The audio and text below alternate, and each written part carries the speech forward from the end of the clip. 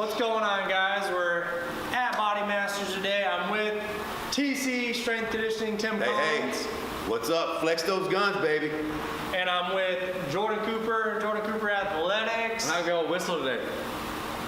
There you go. There goes my signature. I always look forward to The it. signature whistle. J-Babe. The J-Babe, the Tim Collins guys. I hope you guys saw the video from last week or a couple weeks back, depending on when it was posted.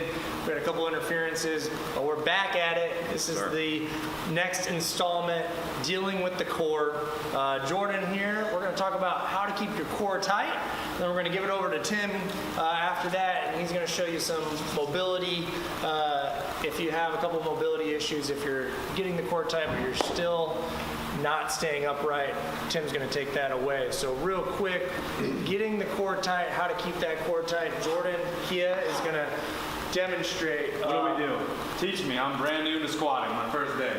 So what I always like to say is where that air is going. So if your air is sitting down into the gut, if Jordan actually goes sideways like this, if he puts all his air in the gut and he tightens his shirt back, so if you kind of pull your shirt the other way. Oh, So you want to see the cake? No, I don't want to see that. So, and if you could bring the camera around here, just kind of point, and then hit all that air forward in the gut. Are you in the gut? I don't know how. So go. Oh, there we go. Good, There we go. J-Babe. So he's so used to it. So guys, if you realize when he did that, before we even started the squat, he impinged his spine. So this is why it's going to be important for you guys to get the air up into the lungs, because you will actually impinge your spine before you even start a squat. So now what I'm going to have you do is take that belly button and you're going to shove all that air in, and then you're going to force it up into the lungs. So you're going to, and you should get a big old puffy chest like that, and like Popeye's chest. So when he does that, you're gonna realize his spine is gonna stay nice and straight. He's not gonna have that curvature in the spine. So it's gonna be neutral. Just really quick, kind of what, and I kind of got out of that and what he was kind of saying to sum it, is if I breathe in through my stomach, he said that we get an impingement. So basically, if I breathe in through the stomach, I get a little bit arch in my lower back, and that's gonna affect my squat on the lower end.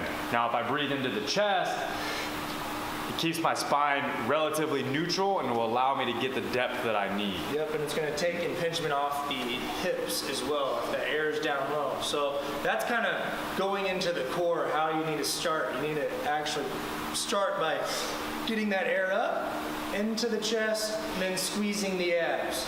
So you notice he's gonna have a nice flat back. When he comes up, the hips are not gonna tuck under. Now guys, this isn't a cure-all, fix-all. We got Tim over here. He's gonna go into, so say you're doing that, and you have everything great, you're feeling good about it, but your back is still rounding. So it could be a mobility issue. That's where King Tim Collins is gonna take us home with this couple mobility drills to help you bring that back like upright, right, Tim? Absolutely. All right. Chris, I appreciate the awesome introduction. That was amazing.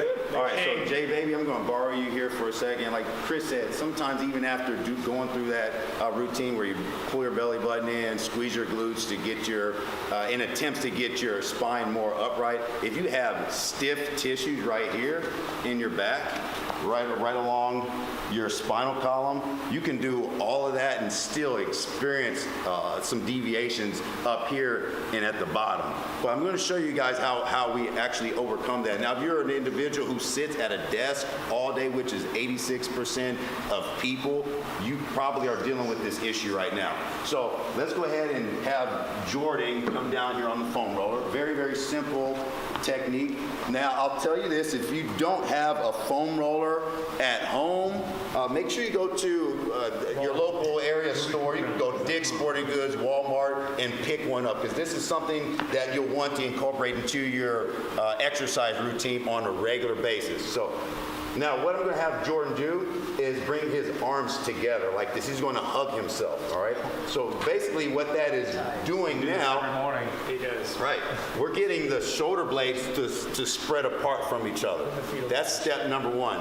And when that happens, it opens up the tissues.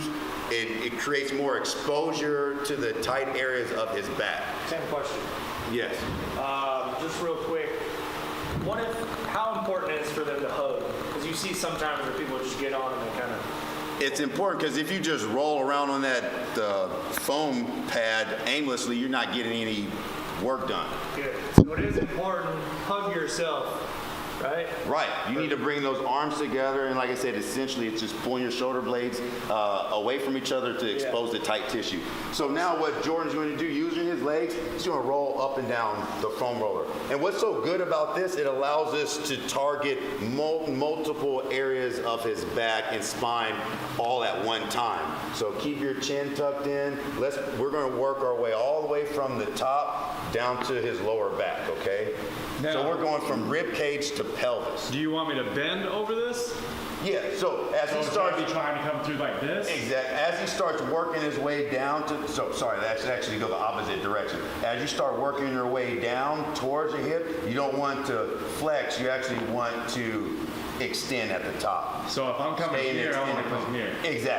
Exactly. Make sure you maintain extension. And then as you start working your way back to the top, then we're going to flex the spine a little bit. It might sound a tad bit counterproductive from what we told you before. You have the rounded back, you're walking around like that, sitting down, having poor posture, but very important to get into that position when you're trying to correct it.